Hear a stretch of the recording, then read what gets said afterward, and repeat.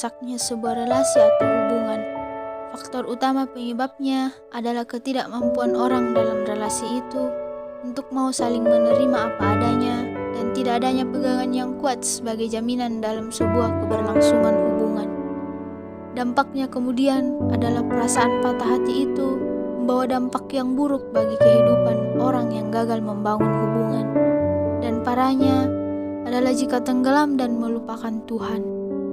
Paulus mengakhiri suratnya dengan sebuah salam dan berkat, dengan sebuah tujuan agar jemaat Tuhan bersatu teguh sebagai satu tubuh Kristus. Peristiwa ajaran-ajaran di luar Injil yang bisa menyebabkan kesatuan jemaat di Korintus berantakan mengambil perhatian penting bagi Paulus, hingga salam dan nasihat Paulus hadir untuk menegaskan kesatuan jemaat Tuhan. Dalam memupuk kesatuan inilah ada arahan dan saran dari Paulus. Yang pertama, bersukacita dalam menghadapi penderitaan dan tantangan-tantangan, termasuk dengan adanya kehadiran guru-guru palsu di tengah-tengah jemaat. Sebab hanya dengan hati sukacita maka setiap perkara dapat dihadapi dengan ketenangan. Yang kedua, mengusahakan diri supaya sempurna, bahwa setiap manusia memiliki kelemahan dan kekurangan. Namun nasihat Paulus kali ini menuntut jemaat untuk hidup sempurna. Kesempurnaan apa yang dituntut? Artinya bahwa jemaat mengupayakan diri untuk mau dituntun dan diatur oleh kebenaran firman Tuhan, sebab itu akan menguntungkan dalam pertumbuhan kasih di antara berjemaat. Yang ketiga, sehati sepikir dan hidup dalam damai sejahtera. Beberapa perselisihan terjadi di kalangan jemaat Tuhan di Korintus. Bagi Paulus hanya bisa diatasi dengan hidup sehati sepikir. Artinya adalah sebuah pemahaman tentang Injil Kristus bersama dalam perbedaan-perbedaan yang ada. Tidak hanya sampai di situ, perdamaian perlu dijunjung tinggi. Sebagai satu kesatuan tubuh Kristus, Paulus tidak ingin jemaat Tuhan terus berada dalam pertikaian dan perselisihan yang bisa merusak pertumbuhan iman jemaat di Korintus, sehingga dengan tegas dia menuntut cara hidup berdamai mesti dilakukan. Yang keempat, nasihat yang cukup menarik adalah cium kudus atau di Kupang hidung ketemu hidung dengan seorang dengan yang lain. Tradisi yang juga terjadi dalam gereja mula-mula di mana laki-laki mencium laki-laki dan perempuan mencium perempuan yang merupakan pernyataan kasih, pengampunan dan kesatuan di dalam Kristus. Jangan kita artikan harafiah soal ciuman kudus ini. Konteks Paulus memberikan saran ini sebab ada perselisihan yang terjadi di antara jemaat. Dan ciuman kudus ini melambangkan pengampunan dan pernyataan kasih di dalam Kristus.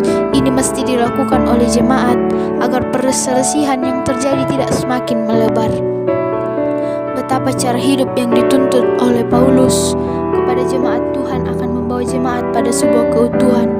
Persekutuan tubuh Kristus dengan sebuah jaminan Allah akan menyertai. 2 kali Paulus menegaskan bahwa Allah yang penuh kasih dan rahmat akan melimpahkan penyertaan bagi jemaatnya.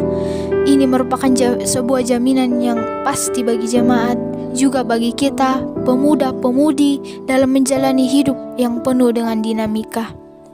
Ada banyak tugas dan tanggung jawab hidup yang mesti dikerjakan oleh jemaat Tuhan, dan di luar penyertaan Tuhan, setiap tugas tanggung jawab itu tentu tidak akan mampu diwujudkan.